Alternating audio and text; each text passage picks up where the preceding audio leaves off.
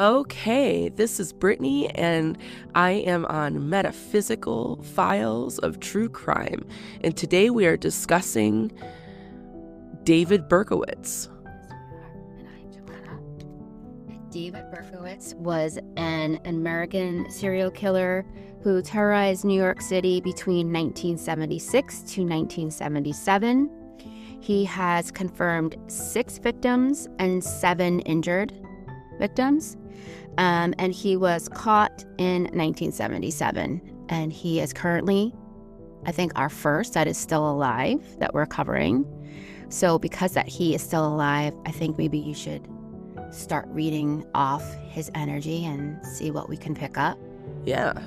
So those of you that don't know, I combine psychology and spirituality to help people work through emotional distress, patterns, behaviors, cycles, generational trauma, and so forth. And so I've done quite a bit of work surrounding reading people's energies, and I have like a profound I guess passion, you could say, for all energy and understanding what their patterns and cycles are.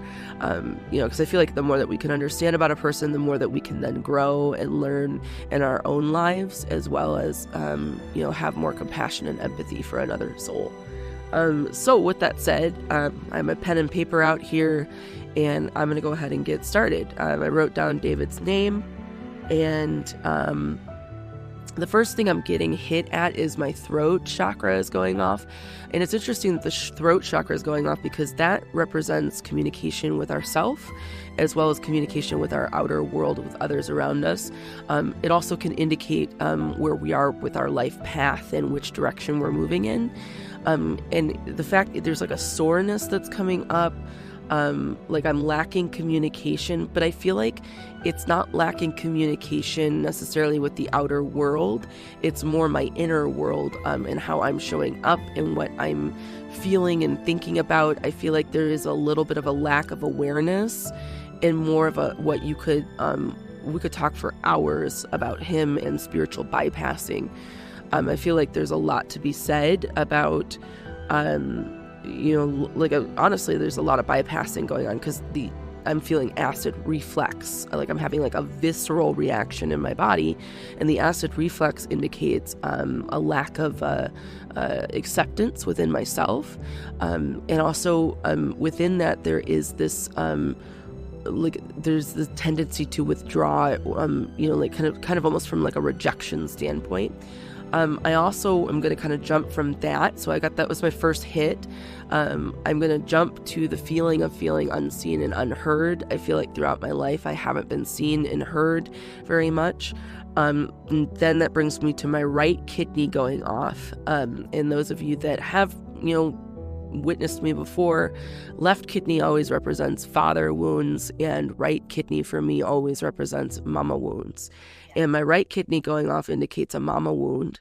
The mom wound, my feet feel cold, like there's a coldness in the energy, an invalidation to like, and I would venture out to say between mom and David, there was a lot of traumatic invalidation where there was like a rejection or a dismissal of David's feelings and what David needed and how David needed to feel validated and supported throughout his entire childhood. So, and then, well, can I say one more thing? Yeah.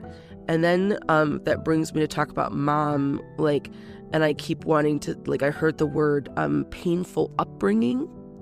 And then I also got this feeling, and I started looking back about 7 generations on mom's side of the family, and it looks like it's the women in mom's family. It just goes back further and further. So this would be David Berkowitz, mom. I see a generational pattern that's relating to shame that then links into dismissive, avoidant tendencies. So each of the women felt like they had to buck the fuck up and deal with, everyone in the family. And in a way, they became kind of callous emotionally and more reserved in different forms like that. And when I look at David's mom, I keep thinking about you know, that room that it's like that one living space that nobody touches. You know, like it's like that plasticky... That living room that no one can enter. Yes. Yeah. And like, I don't know, like, you know, growing up, my family didn't have one of those, but like I've always been to friends' houses and their families had the china silverware and the, you know, like the stuff that we don't touch that. We don't go in that room. It just is a room that's for display, basically. And that's what I see from Mom's side of it. It's like things needed to look shiny and pretty in the right way.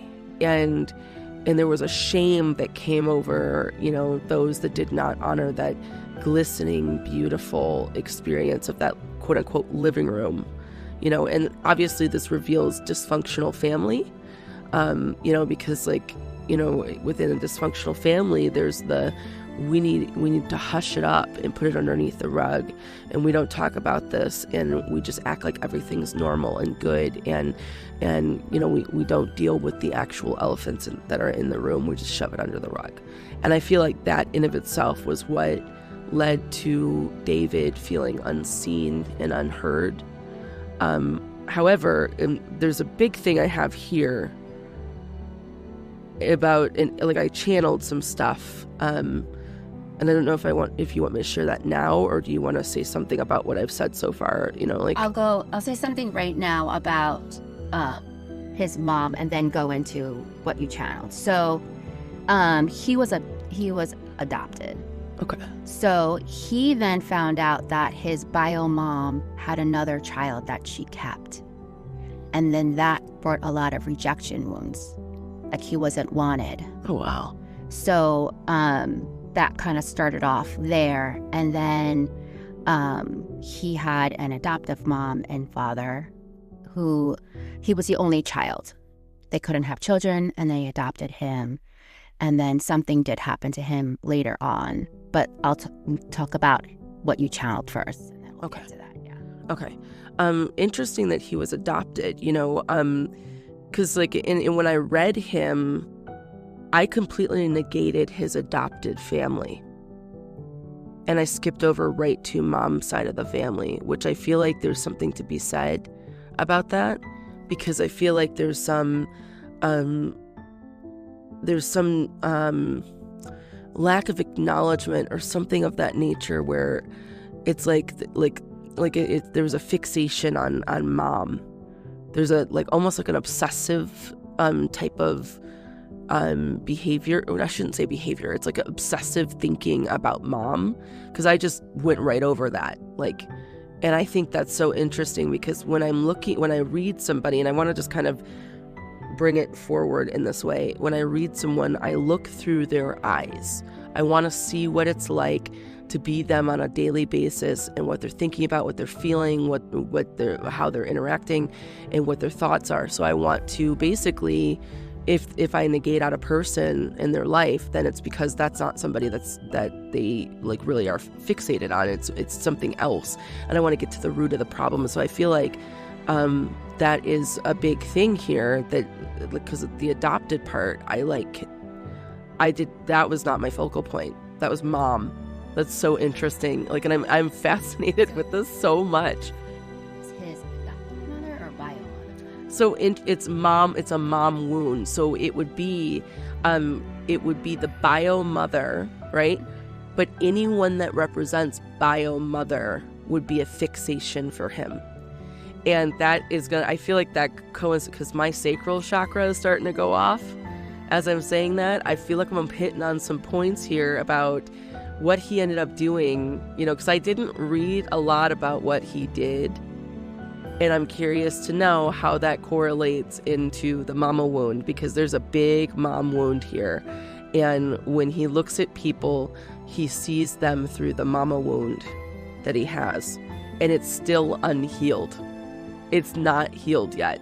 Like, and that makes me like, oh my gosh, because didn't he claim to have like seeked redemption? And yeah, so now he calls himself the son of hope.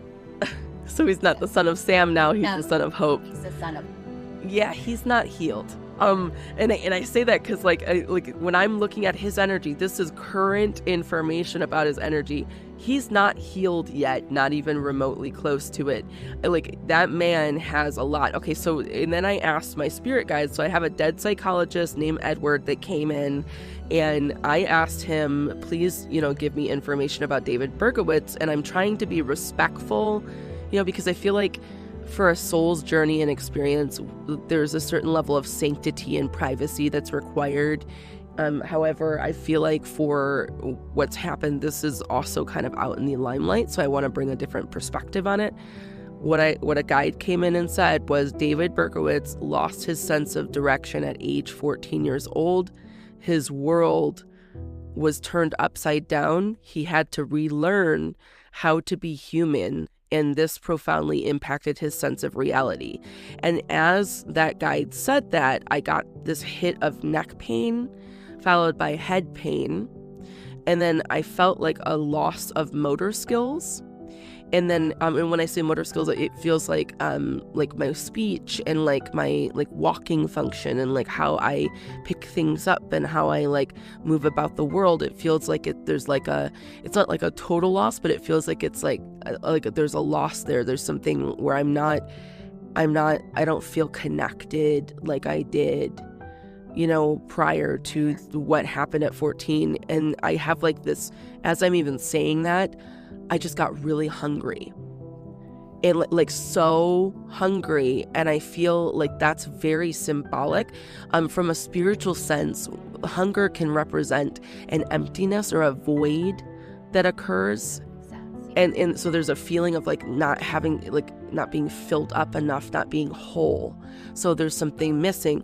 Then I also want to bring out, there is definitive spiritual psychosis, but I also am going to take it a step further. I pick up paranoia, disassociation, compulsive thoughts, and like a disconnection to reality. And when I look at him, he does half appear in the spirit realm and then half not in the spirit realm, which I think is interesting. When a person appears in the spirit realm, it represents, as we talked about in previous episodes, it can represent that they're in a transition from this life into that life, right? It also can represent someone with mental illness, or it can represent someone who has some sort of drug addiction that is causing them to like show up in the spirit realm.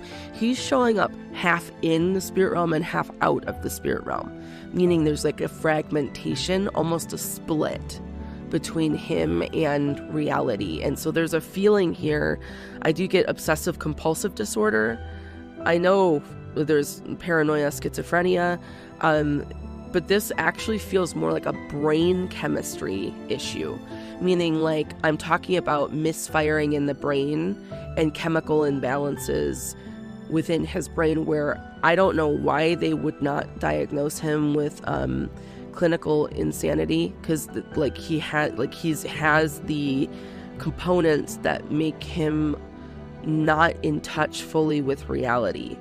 And I also have to stress, I pick up a form of like DID, which would be dissociative identity disorder, also known as multiple personality disorder. So I pick up kind of some alter personalities that he has here that indicate that he doesn't have touch with reality. So I want to stress here, is he healed? Has he redeemed himself? Could he ever come back into society? No.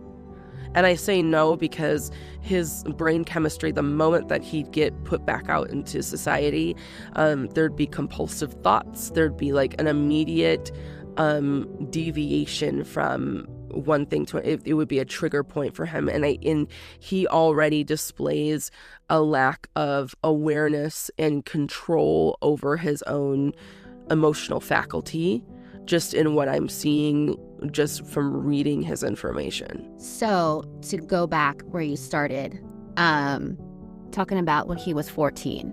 Okay. So his adoptive mother, Pearl, died when he was 14 of cancer. And she was the parent that he was closest to. He then really struggled connecting to his father, Nathan, and he felt isolated and angry. He felt like his dad didn't take time to actually mourn his mom. And the dad also did notice that he did have mental health issues, but never took him to get evaluated. It was just kind of like brushed over. He did struggle with like pyromania as a child, wanting to burn things. He had compulsive thoughts. He was diagnosed with paranoid schizophrenia, but that wasn't until his trial, which is really funny. And they did not clinically claim him insane, so he was able to stand trial. Which is really sad. That's awful.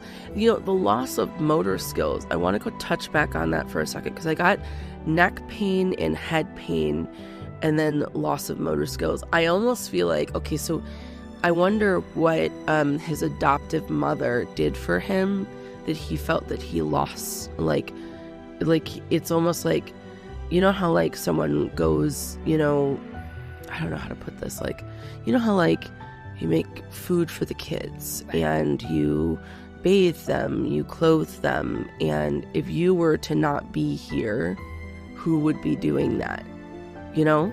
So it is like a loss of motor skills in that way, and I feel like there's something to be said about what that loss felt like for David Berkowitz, and especially that spirit gives me. There's no coincidence that they give me specific verbiage like this that represents certain things, and I almost wonder if that contributed to almost a psychosis for him. And, you know, spiritual psychosis can look a lot like clinical psychosis in a lot of different ways.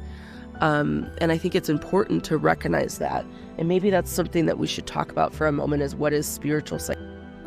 So I think when you're talking about the loss of skills, I think that also has to do with being an only child, being babied. He did have, you know, lack of friends. He didn't have a lot of emotional skills. And I think the mom was just probably really doting on him, like any parent would do, right? When you have a child and you know, like, oh, I need a little extra help.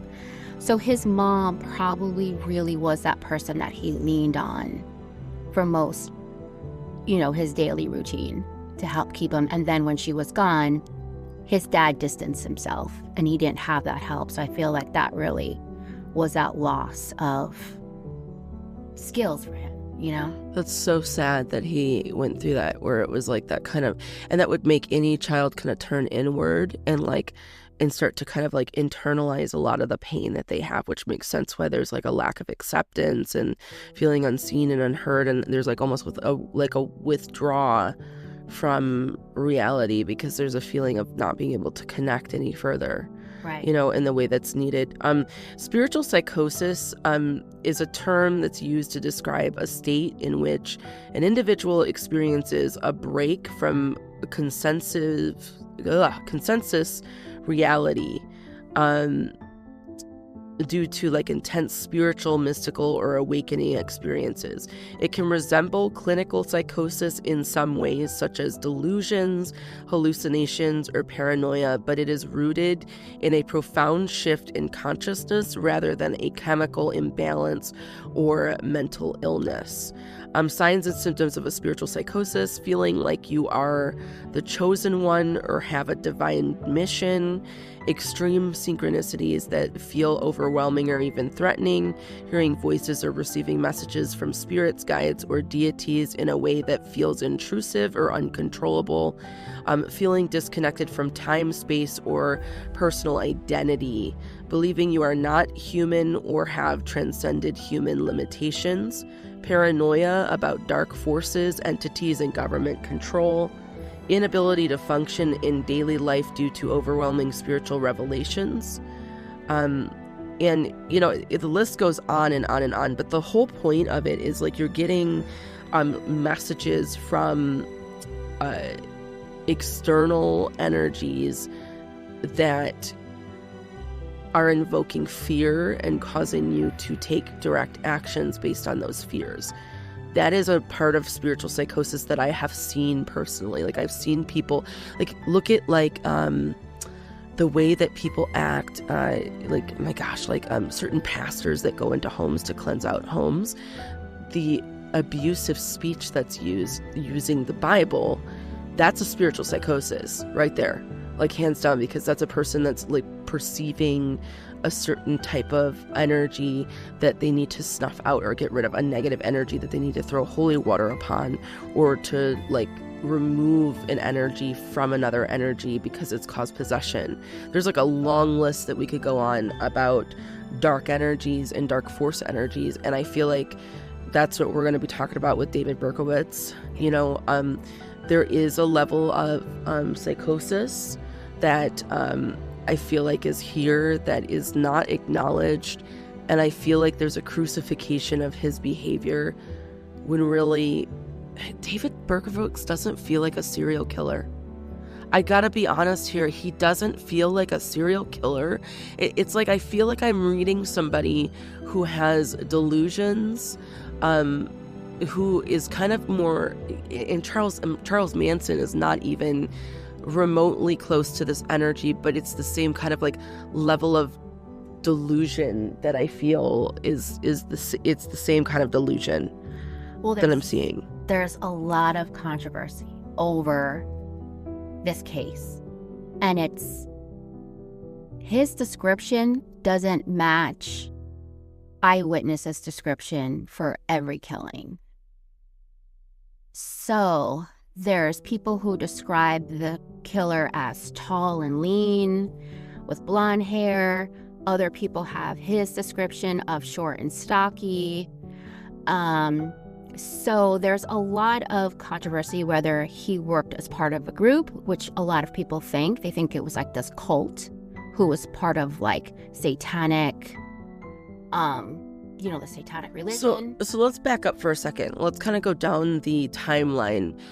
So from 14 onward, when did he actually, like, kill someone? Because I get this. I know he said the neighbor's dog, and I know he said it was a hoax.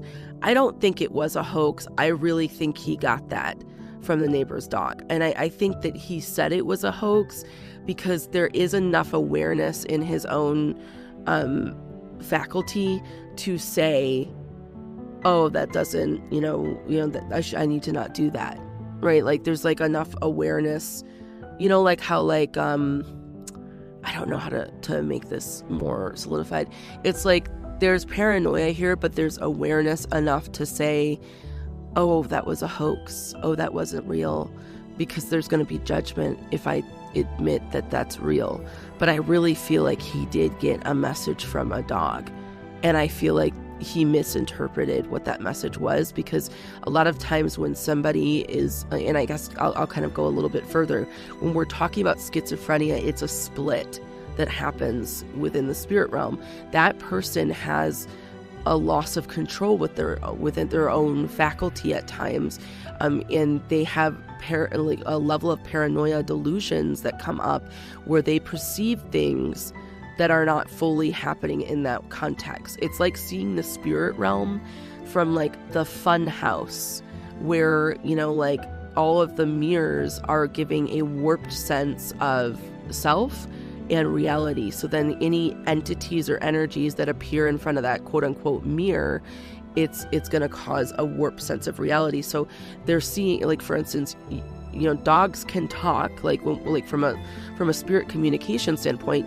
All energy can provide communication to, a soul. It can provide like insight and historical facts on past, present, and future things. It can provide a lot of insight. However, based in our own trauma, our own brain chemistry, all of that can put on a blinder, so to speak, or a lens that causes us to see from, like, more of a warped standpoint. That's why it's very important to maintain a sense of self when connecting with other energies, that are unseen, I guess you could say, by the norm human eye or whatnot. So from a spiritual standpoint, that's why grounding, all of these things it's so necessary when we're, kind of moving in and around, looking at the world and seeing how it shows up. And so for him, I feel like he did actually have communication with a dog. I feel that he really felt that communication was leading him to behave in that way. However, he doesn't feel like a serial killer. He feels like somebody who did some crimes. When I say some crimes, it feels like surface level stuff. I feel like if we're talking about did he really kill someone, I feel he killed like 1 or 2 people. I don't feel like he killed a bunch of people. I also feel like he was more of a witness to what was done, meaning like I feel like he was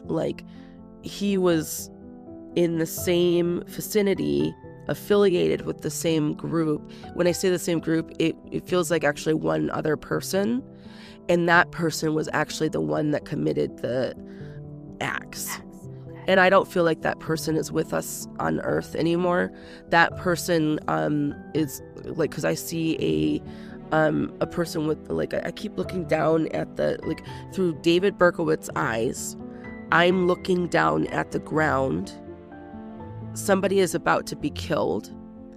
I'm looking down at the ground and I'm looking at these boots that are standing next to me, and the jeans that I see, the jeans remind me of those dad jeans, like the Levi jeans, and they're work jeans. I don't like blue collar worker jeans, and David Berkowitz does not have I'm stressed out because I feel his energy. And when I look through his eyes, I am feeling this feeling of self-conscious, shy, embarrassed, scared, helpless, hopeless, fearful, and I feel like in this instance I'm seeing another gentleman take somebody else's life, and I feel like it was not actually me that did that, but I'm the one that's to blame. That man that did do it is gone. He's dead. So, interesting that you say that. So, the first murder occurred when he was 23. So I think that's still pretty young. Oh yeah. Yeah. And the description that some of these eyewitnesses gave of the people who committed these crimes were the Carr brothers, who were related sons of the guy who owned the dog that Berkowitz is saying gave him these messages. So these 2 brothers. Oh my God. Wait. But what if, okay, so there's a theory in quantum healing, okay? What if, because every energy signature, you can walk into a room and there's these energy signatures, and these energy signatures are sometimes so massive they feel like its own conscious form. What if one of the brothers had these fucking thoughts and transferred an energy signature onto the dog, and then David Berkowitz, being he is a level of a child mindset, okay? His brain is we're not talking about Jeffrey Dahmer, okay? We're he's kind of a lower level of intelligence, and I don't mean that in a disrespectful way. It's just, it's more like we're talking about the brain of a maybe 16-year-old, it's not very evolved. His mind is not very evolved, I'm not saying that he doesn't have the capacity now and things of that nature, but just he doesn't have a very evolved brain. So then he goes to pet the dog, and then that energy signature transfers onto him, because he has no awareness of himself and he already has compulsive thoughts. He already struggles. And if you think about a person who has compulsive thoughts, they usually have clairaudience like on overdrive, right? Clairaudience is the psychic ability to hear. So you hear thoughts, you hear feelings, you can hear things, right? Like you can hear spirit. And it's never really external, it's all internal. Like, and a lot of times when you look at a person, you can read their thoughts. It manifests as your own thought when you look at them.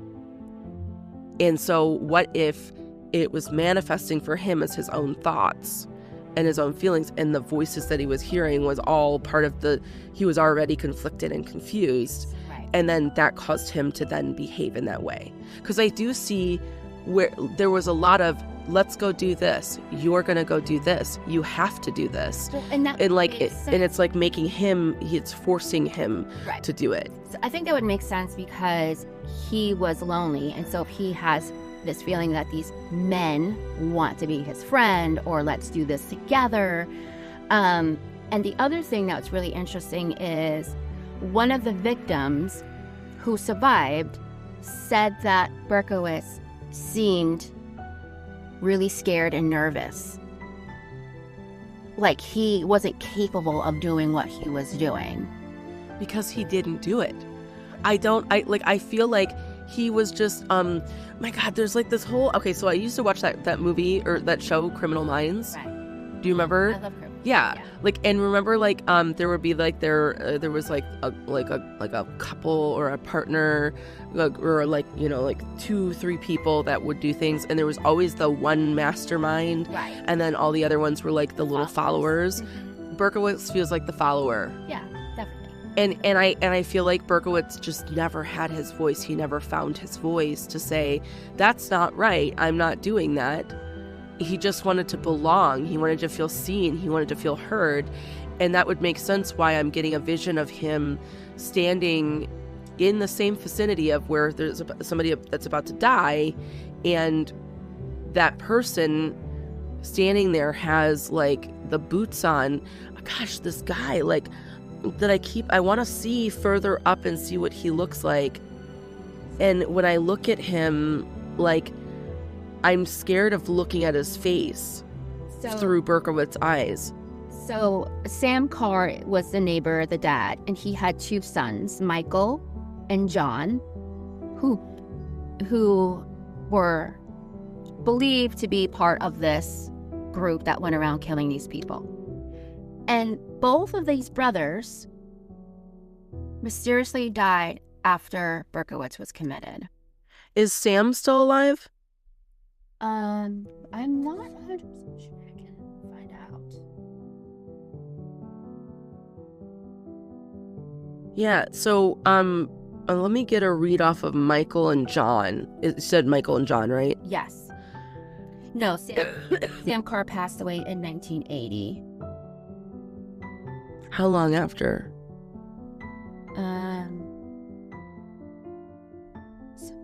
So how long after the crime? So only a couple years after. Yeah, because the crimes, 3 years after. It was Sam. You think it was the dad?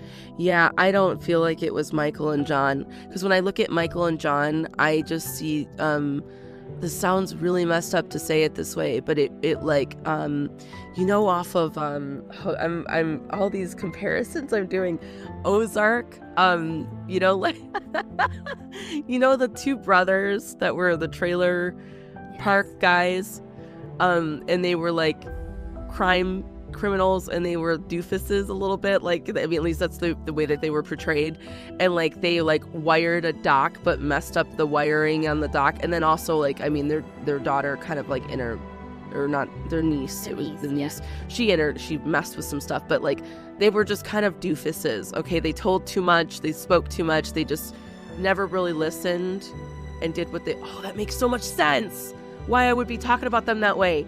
they were like doofuses because they never did what they were like told to do. They always talked too much, and they always took things too far. And like it reminds me of the Goonies, the two brothers, and then the mom was like the mastermind, and she's like, "You idiots, follow me," and like and they're like falling behind her. "Mom, like you hurt me."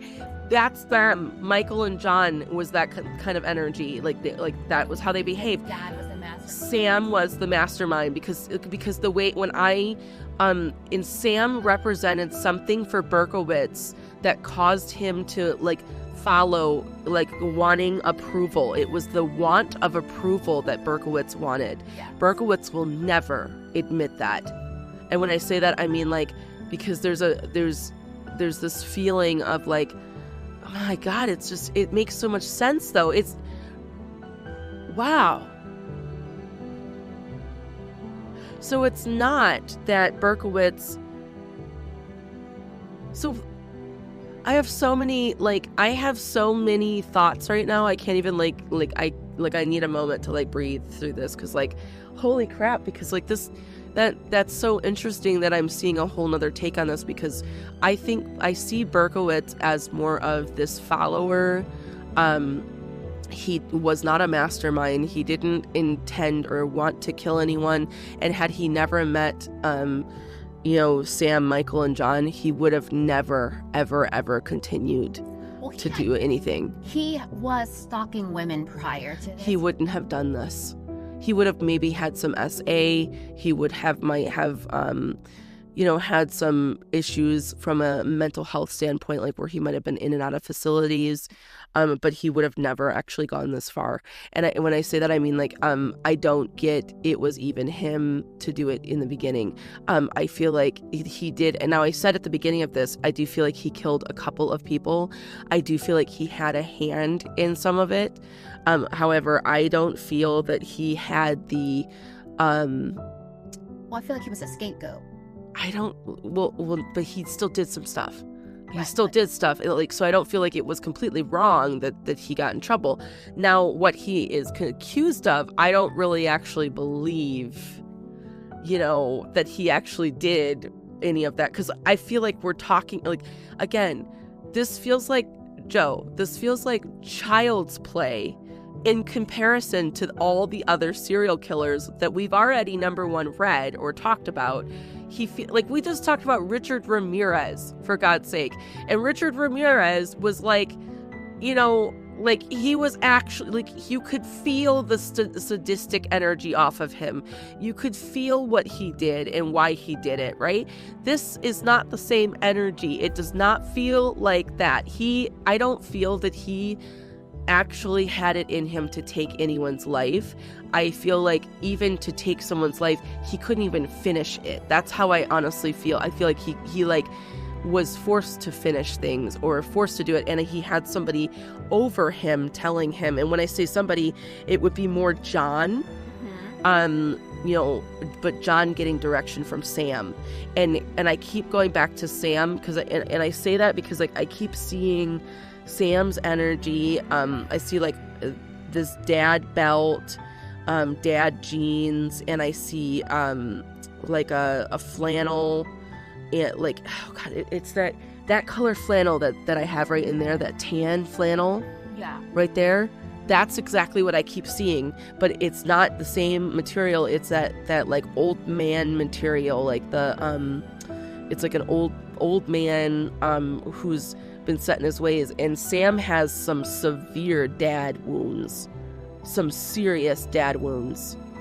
Like, I mean, when I think about, like, there's like a level of like tyranny is the only word that I can put it as. There's anger, there's frustration. This feels like Charles Manson energy, like where it's like I'm manipulating and I'm pushing everybody to do certain things my way. But then I go back into, what did he gain from any of this? And I feel like it was a power thing. And I think there was an excitement with having, people lean on him and love him. And I'm talking about Sam. Right. With people like leaning on him and loving on him and like And when I say that, I mean like people that wanted to follow him. It made him feel like he was actually in control, like he was actually his dad. And when I say his dad, I mean Sam's dad. Sam had a complex about his dad. And I feel like Berkowitz befriended, it would be one of the boys, and that's how it started. It wasn't, and it was very subtle. Sam was very passive aggressive with Berkowitz at first, kind of made fun of Berkowitz, and it resembled the energy of his dad. Yeah. And it's like that energy immediately made him like want to prove himself to Sam. Right. And so I feel like there's a whole dynamic there. Berkowitz doesn't believe in the Satanic Temple. I'm going to tell you right the fuck now. There's no, that is not what Berkowitz, I swear to God, it's like we're talking about a child. I just keep going back to, this feels like a child who never fully grew up, who has like some serious daddy wounds. And it's interesting because Berkowitz has a mom wound that's really serious. Like that's what I pick up here, right? But it also feels like there's like the lack of abandonment that he had from dad would automatically, if somebody comes into your life and they're symbolically representing the parent that left, right? You know, there's this feeling of like, oh, like I want to get close to them. I want them to approve of me. I want them to see me. I want them to hear me. Like I want them to know me. And he would have done anything to get that approval. Yes, I fucking 1000% believe that. You cannot convince me otherwise of what I've just read. And I am blown away because not one part of me feels like Berkowitz actually has any sort of like mastermind mentality. And then, okay, so you like had a video, right? Or not a video. You had all this paperwork, and I've looked through it a little bit. And in there, when Berkowitz was arrested, he said, "You caught me." Right, and he took full responsibility because he had stuff in his car. And even during the trial, he took full responsibility. But he also wanted the fame of it, being known, oh, this is what I did. And it wasn't until years later that he made references that he was a bigger part of a group. My brain is like kind of sitting here trying to analyze. So why would so it would still be a part of the mentality of approval and validation. Because he was getting a lot of media attention. That would, the approval and validation would be, but like, it's so bizarre to me. I feel like we're talking about a wonderful example of a person who follows the crowd, who just does what they're told because they were told to do it. Right. Well, you think he came from a father who didn't want to have anything to do with him after the mom had passed. The father was very distant. He then went away to the army. He then enlisted into the army. The dad was glad to get rid of him. And he came back. And then after he was caught for doing these crimes, the dad kind of just dismissed him. Never visited him. Never, didn't want any part of him anymore, his own child. So I don't think the dad ever really had love for him, and I think Berkowitz knew that. So what did Berkowitz actually do? Because where I'm seeing it, I feel this innocence. I feel like he was just a part of a group. Okay. And in particular, one person that and I keep going back to John over and over and over and over again. John. So he basically targeted couples, men and women who looked like they were on dates, and they feel like that was due to rejection wounds that he had, no love. He was jealous of these couples, and it was all women who had blonde hair. So I don't know if that. Wait.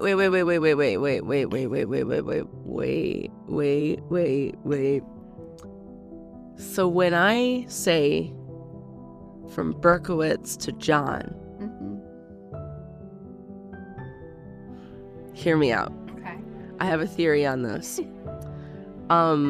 I heard love affair.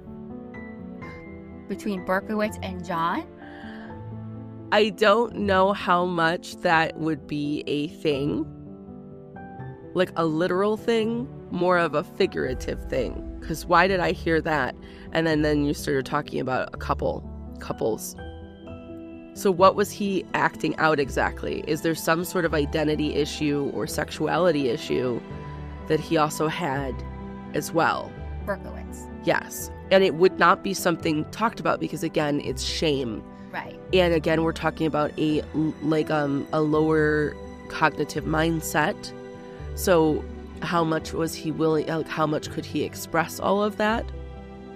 And obviously between Sam, Michael, and John, how would that ever be something that would be acceptable behavior? Right. Even back then, it wasn't really acceptable. I know, but like they're very like...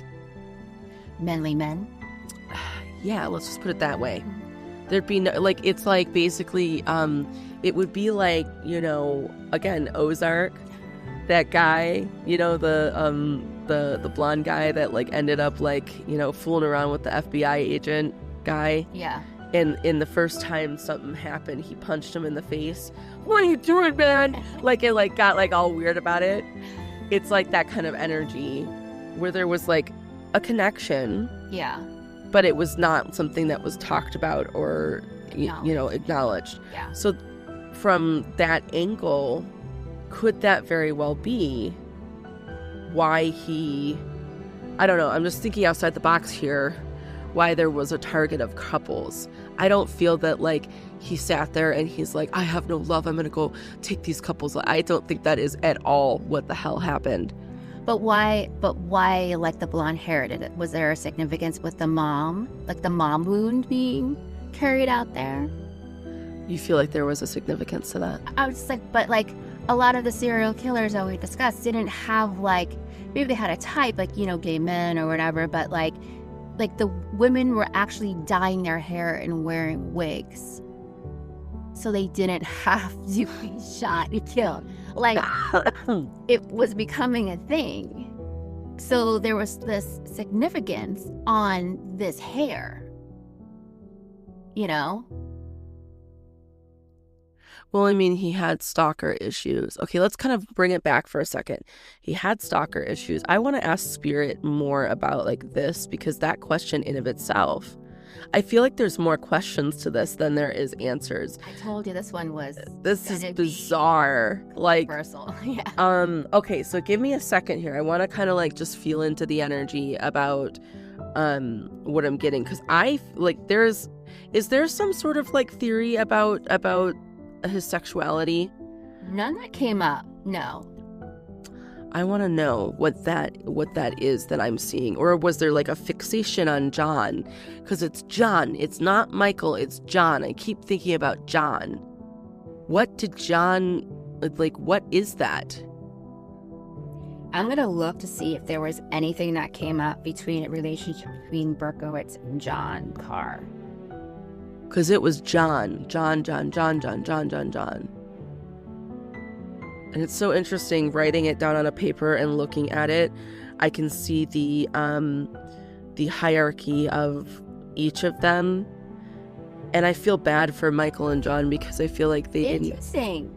Yes, there had been rumors and theories suggesting that David Berkowitz and John Carr may have had a deeper connection, even a close personal or criminal relationship. But there was no confirmed proof of a sexual or a romantic relationship. But rumors that it was fascinating, deeper. I'm telling you, it's John. And there's a humiliation wound that comes up between both of them, which is shame. So they would both be very ashamed to share that. I don't know that they would even share it with each other, but there's evidence of it. Like there's like long, because I see sitting with John and having a long conversation, and it's like conversations that are like, you know, intimate levels that you don't usually get with people. There was a lack of boundaries between both of them. Yeah. in that way. And I don't know that either of them had ever felt that way about anybody, but I feel like John was very put off by that. And I also feel like when there was crimes committed, I feel like John was a part of that. Yeah. And I feel like John was actually more of the culprit rather than it being Berkowitz. However, because there's such an attachment emotionally between them, I don't feel that Berkowitz would ever admit to it being John rather than him, because it feels like one person. That's significant. Do I think there was actual sexual energy that happened? Hell no. I don't think it actually ever got to that point, but I feel there was such an intimate level that defied what a friendship had. And because Berkowitz had issues with like stalking and things like that, he didn't know how to express his love. Now, I want to stress here, my sacral chakra has been going off. I don't feel like David Berkowitz has had really honestly any romantic sense of normal romance, like, you know, when a boy comes of age and he develops. I don't feel like he ever even explored that. I feel like, and I want to know what his religious background was, because it feels Catholic. It's interesting that you're saying Jewish. It feels like Catholic though. So what's the correlation between Jewish and Catholic in the sense of is there enough strict, belief systems where it's not acceptable? I don't think it's acceptable for homosexuality, because there's a whole thing here that comes up, with, David being, a bit on the, I feel like David can go both ways. And I don't mean that, if I was sitting in front of David and I was reading David and he wanted me to read his energy, right, I would flat out tell him, you can go both ways. And I think that you can go both ways. And I think you try really hard to deny yourself that, but a part of your experience here on earth is accepting every part of you. And whether you ever acknowledge that out loud, you need to acknowledge that for yourself inward, that you could roll both ways, that it's okay that you're bisexual, that it's okay that you have tendencies in both directions, more so in the other direction though. Yeah. And I feel like any fixation of the female gender, and the reason I say that is because the female gender represents the core wounds of his mom, and he wants approval. So there's just accept me, love me, like me. Yeah. But then there's a fixation of not having dad. So it's the abandonment wound is really where where you can see more of the sexuality come out. At least that's what I've noticed with certain people when I'm looking at their patterns and things of that nature, where they have more of a core abandonment wound, they're more likely to be romantically active with that gender. And I think there's some, and it doesn't, and yes, this would bring into question, because this has been on a topic that has come up a lot in spiritual groups, is who we romantically want to be involved with. Does that relate to our trauma? But I don't feel that it completely and entirely is about our trauma. I think it's also our preferences that we pick, prior to life, because really when we're talking without human form, we're really non-binary. We don't have a gender. Right. We have both masculine and feminine energy within our own soul. So really, ultimately, here on Earth, I think any human could go either way, but based in their own traumas, their own experiences, and preferences based in that causes them to, kind of go one direction versus the other. And then one would factor in, because even at 5 years old, I wanted to be with a woman, right? However, from the moment I came into this bodysuit, I have experienced, even being in my mother's womb, I've experienced the feelings of abandonment already. I experienced the feelings of shame from my mother, to where all of that kind of already was shaping the way that I was seeing the world prior to me even coming into my actual form after the womb. Does that make sense? Yeah, that makes sense. And I think that that's something to recognize too, because that we're getting these hits in these bodysuits automatically that are shaping how we prefer things in our life, which are gauged based in the experiences that we had. Yeah. So in a way, yeah, I guess the trauma and the generational trauma can impact your sexuality and your preferences. That's really interesting. And then just a quick note that the witnesses all describe John Carr, most of them. Really? Yeah. So a lot of them, and it's funny that you said John and was pinpointing John. Well, do we know a lot about? Can you get some information up about John Carr? Because my next thing is, let me read a little bit of John Carr's energy for a second, because I feel like David was not the mastermind, and when I feel into John Carr's energy, his daddy trauma was significant. It feels like dad was a tyrant, like dad's dad was, like dad's dad's dad's was, like dad's dad's dad's dad's was. Like, I feel this is like a generational trauma of fathers treating the family unit like trash. Yeah. And having addiction issues comes up in this energy, where there's like consumption issues, like the father wound has that. When I look at John, I don't see mom, and I don't know why I don't see mom, but to be really honest with you, when I think about mom in John Carr's energy, I feel passive aggressive. Like, I don't feel like mom fully stood up for herself. I don't feel like mom really was, it feels absent. It feels like passive. And I wanted mom to save me. I wanted mom to rescue me. I wanted, there's like a anger that I have that's heating up in my chest right now, because I feel like I did not get what I needed from my mother, and I have a righteous indignation towards my mother. I almost wonder, what color hair did his mama have? That just, all of this fascinates the crap out of me. And then also too, so then this brings up another question. So from this standpoint, if David Berkowitz was just a follower, right, and he didn't actually commit these crimes, should David Berkowitz be doing the time? Well, he committed some of the crimes. So this is a rhetorical question here. I'm just saying, if he didn't do the crime, why is he doing the time? But then the other part of me kind of goes into, you're right, living vicariously through an actual murderer is still the same context of doing it. Witnessing it is no different than doing it. Right, it's part of it. And he allowed it to happen.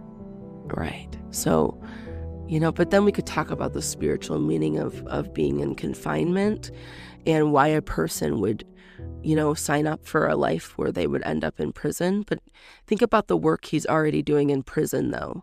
Because, like, his spiritual work is significant. He is helping people in prison, and that's significant. He is,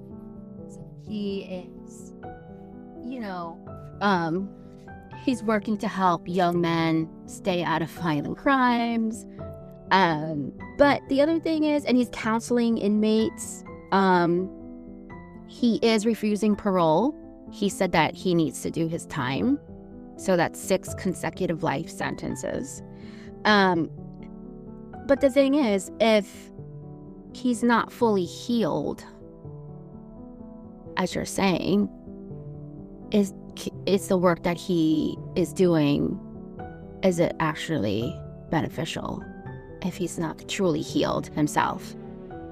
So I don't know. I want to say people can redeem themselves, but I'm not fully sure. And I'm trying also to find out what color hair John's mom had. She was around. It didn't give me much information about her relationship with her boys. But she did live in Yonkers. In the family home, she had 3 children, the 2 boys, John Michael, and a daughter. I'm not sure what color hair she had. It's not telling me. Well, what I get is John Carr. He matches the description of he had blonde hair. John Carr was found dead in 1978 under circumstances officially ruled as suicide, but okay, so hear me out. When I think about John Carr, yeah, I'm thinking gunshot. And I think that was made to look like it was something that actually wasn't that. But I think it's also because he threatened others around him. Right, because it's part of this big cult that they were part of. And I feel like there's so much to this. The brother died mysteriously in a car accident. See, that I don't feel like, okay, so his brother dying, I don't actually feel like like in the car accident, I don't feel like that was not foul play. John Carr, that was foul play. And it was strictly because John Carr threatened somebody close to him that he was going to tell. And I don't know what exactly he was going to tell. I feel like John Carr got a big head and felt like, oh, look I can get away and I can do whatever I want. And like, I feel like he turned and looked at somebody close to him and he said, look, I need, I need you to do this and this and this for me. And if you don't, look what I did to Berkowitz. I can do that to you too. I get that kind of like, almost like, I want to almost say demented mentality that I feel like I am over you and I can dominate you and I have that kind of control. And I feel like John felt that power. And I do feel like John cared for David Berkowitz a lot.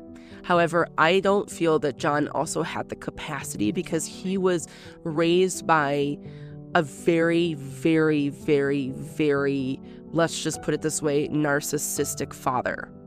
And when I look at Sam, his father, that man was so petty, and like dismissive and judgmental, and non-supportive. Like it was a transaction. Everything was transactions, and like, you give me this, I give you that. It was very non-loving. There was no love there. So John learned nothing but this transactional experience. So then that was passed to David Berkowitz. I don't feel that like, and I cannot stress enough, I swear to God, what John was enacting out was something relating to his mother. That was completely and utterly related to his mother. That is what I truly 1,010. I could bet my life on that. And I know some of this we will never know, but there's some fascination that I have here. So let's bring it around here for a second. What can we learn from all that we've talked about? Where's the love in all of this? All I want to say is like, deal with your trauma, guys. Deal with your feelings, deal with your trauma. Don't listen to people and do what they tell you to do. I mean, but I mean, it's also kind of a sad story because Berkowitz is doing time for crimes he didn't commit. But why would he ever want to leave the justice system that he knows now? He's set for life. He gets 3 meals a day. He gets to work. He's in his confinement. He gets to kind of live in his mind in the way that he needs to. That probably prevents him from going down paranoia. Because see, what I picked up was if he ever was put back out on the street, he'd have compulsive thoughts again. So like immediately it would kind of come back out. So why would he ever want to leave that? Yeah. I have no fear at all whatsoever towards Berkowitz.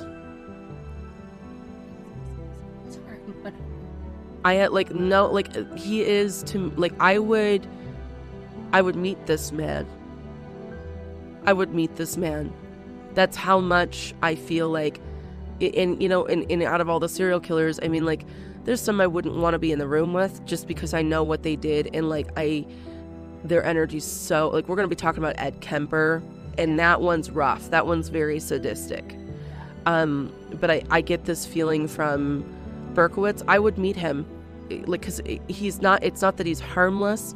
It's that he is a man that has, experienced, a lot of trauma in his life. And when I say that, I mean, like, a lot of it was what he didn't even identify as trauma. And he's just been seeking out approval from others. That's all he's ever wanted. And like, while he witnessed those crimes and he did nothing to help those people, and that makes him just as guilty as John, I just can't stress enough that he is not the sadistic, intended killer that he's being portrayed as. And this also gives me a whole new meaning on the construct of evil, and then also, like, the belief of, like, the dog giving him all of this, and, like, the deities and, like, the satanic shit and all. Like, I don't want to say that's shit, but, like, because some people really believe it and they find hope and empowerment through it. But it gives a whole new meaning on it, because a lot of this is wrapped into energy signatures that are not even really, it's warped senses of reality. The energy signatures, right? So then it brought me down this rabbit hole, because looking at all these serial killers that we're discussing, right? There was like a theme. That's kind of like a theme. And it's like, what is it about the 70s, right, that has this energy for serial killers? So I was like, oh, is this really a thing? And it is. It's actually called the golden age of serial killers. And we have about 9 active serial killers in this time, which is so odd, right? You have Ted Bundy, Gacy, the Zodiac Killer, Hillside Strangler, the Green River Killer, Ed Kemper, the BTK Killer, the Freeway Killer, and then we have like Dahmer. Well, and it would make sense, though, because if you think about the 70s, that was the generation that had to come through the 1950s, 1920s mindset. So this was a generation that was breaking free. So there was 2 polarities, if you think about it. Because what else do you think of when you think of the 1970s? You think of the women burning their bras and their love, like oh, peace sign, and like life is simple and go live in your van. There was 2 sides to that. And from a consciousness level, right? When I'm talking consciousness, okay, I'm thinking about like the mental components, the spiritual components, the body, how it identifies within the family unit. And if you think about prior to the 1970s, what was everybody doing? We had the 1960s, people were starting to kind of shift a little bit. Some moms were going to work. Yes, it was starting to shift, but back in the 1950s, there was no acceptance for a mother working. There was, divorce was unacceptable. At one point, even, I believe there was a lot of discussion about women being hysterical and needing to be put into asylums during their periods. Yeah. And then even that, I believe, because I was studying where did the term self-care come from. Part of like the coaching, so I have a coaching certification in self-care. And when I was taking the class, they had us study self-care, like where did it originate? It originated back, I believe it was like the 1950s. The doctors were using that as a prescription to white women who were coming in, who were overwhelmed by all of the, like, they were constantly working in the home unit, taking care of the husband, taking care of the kids, taking care of everything. And they were coming in overwhelmed, overstimulated. Some of them were neurodivergent and they didn't know that. And they weren't, like some of them had ADHD and they were almost hysterical because they could not, they could not figure out like how to connect back to themselves, and they felt frustrated, and then they got no breaks in between. Because think about it, being a mom in of itself is a full-time job, and then having a partner that goes outside the house and works and then comes back and is not supportive in the home unit, that mom never gets a break. So then the mom is constantly going, and she's disassociating, she's disconnecting, she's got ADHD, she's struggling in all these areas of her life because she can't find a way to regulate her own nervous system. So she's really operating from a place of dysfunction and dysregulation. And then that energy is being passed to the child. So then the children are having all these episodes and behaviors that are now developing as a result of that. And then meanwhile, the father's constantly dismissing the mother's like wounds that are coming up for her. So then they were going into the doctor's office saying like, hey, what do I do? Give me a pill, help me out. And the doctor's like, no, actually you need self-care. And that's all that they were prescribing that to, the mothers. And the reason I'm talking about it is it was coined that, but then it got passed into, it wasn't until the Black Panthers took that verbiage of self-care, and then they pushed it all over the Black communities for that time period, which then helped. It created this whole movement. It helped a large amount of people. And so there's a significance and a correlation between what the Black Panthers offered from that point with self-care. And I think that all of that caused a movement of a shift of consciousness where people were like, oh, you know what? Like, I'm going to start going inward and doing some self-care. And that was on the freaking like newspapers at that point. And so I feel like once that started the process, then boundaries started developing, which then would automatically cause a revolt from all the like the members of the family within a dysfunctional family unit. When one family member gets boundaries, everybody gets angry because now they're not operating in the role of what the story is in that family unit. So yeah, it causes a lot of dysfunction. It causes upheaval. So within that timeline, nobody's learning regulation, and it's causing everyone to go inward. And so somebody's got to be to blame for it. So then you have the 70s kids, and some of them who were blamed said, no, I'm going to find my love and I'm going to go off and do my own thing. Whereas others who were blamed internalized that and then revolted with violence. And I think that's very fascinating. And when conscious levels shift, there is an automatic upheaval. People revert back to the lowest level of consciousness, which is violence, and some revert into a state of love. And so one might factor, why does one person do one of the other? But it would factor into, like we've talked about before, chemistry. Right. It would factor into what that person's timeline is supposed to be, what their soul contracts are here on Earth, and what they feel called into based on all of that experience. So some people would turn and then start becoming reactive in that way, in a violent way. And notice every one of the serial killers we've talked about, not necessarily Berkowitz, because I don't feel like there was an MO with Berkowitz. If we were talking about John Carr, I could tell you an MO with him. Mm-hmm. It feels like it's related to mom, right? But every single serial killer has a wound that they're playing out through the compulsive behavior of taking another's life. They're literally playing out that same wound over and over and over again.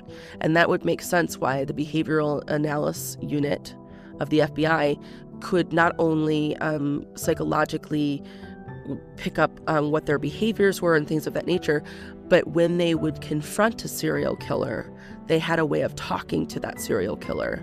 Right. That would calm them down because it was a pattern that they were already displaying that was relating to a compulsion to their childhood wound.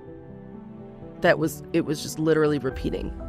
And I can say that there are some serial killers, very few in between what we're going to talk about.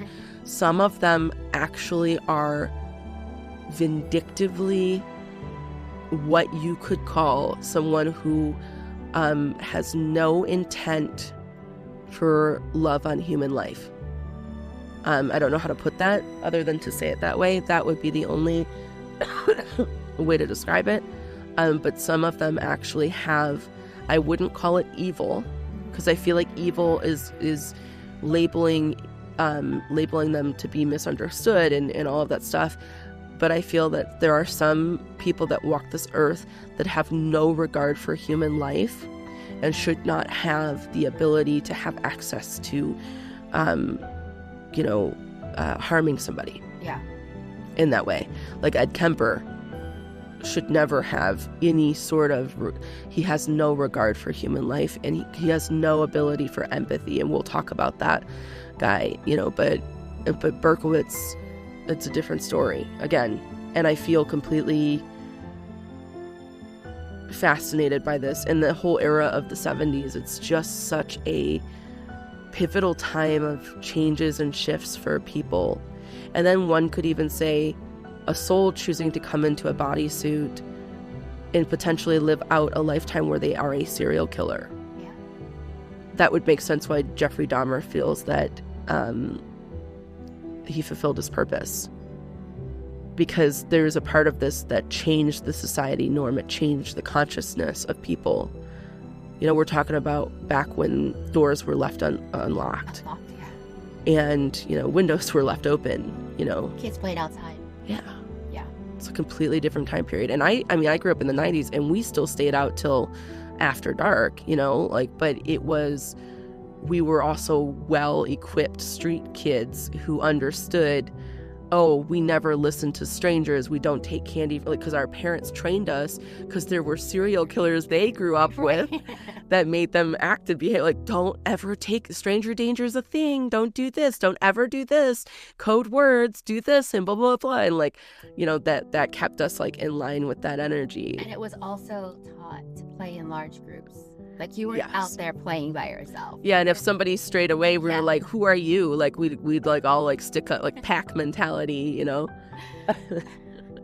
Yeah. Yeah. So I think that was a big part of it. So to end all of this in a loving and compassionate way, as we always do, I'm going to go ahead and read off some of the victims. And you want to help me with that? I'll read a couple. Okay. Donna Laurie, Christine Freud, Dial. Oh, no, John Dial. Sorry. He was a survivor. Oh, okay, and you can read some. Virginia Bosworchian, Valentina Surian, Alexander, say that, Asu, yeah. And then the last victim was Stacy Moskowitz. Interesting. So there really wasn't a lot of victims in this, and even though there wasn't a lot, we don't want to negate out how awful and horrific it was for some of those couples who watched their partner be shot while they remained alive, and how horrific it must have been for them to carry that energy into, the rest of their lives. And some of them who fought back and stayed alive up until their passing in the hospital. I want to just take a moment of silence to honor them and what they experienced, and the answers that generations afterwards still have not had. And that's how I'll end it.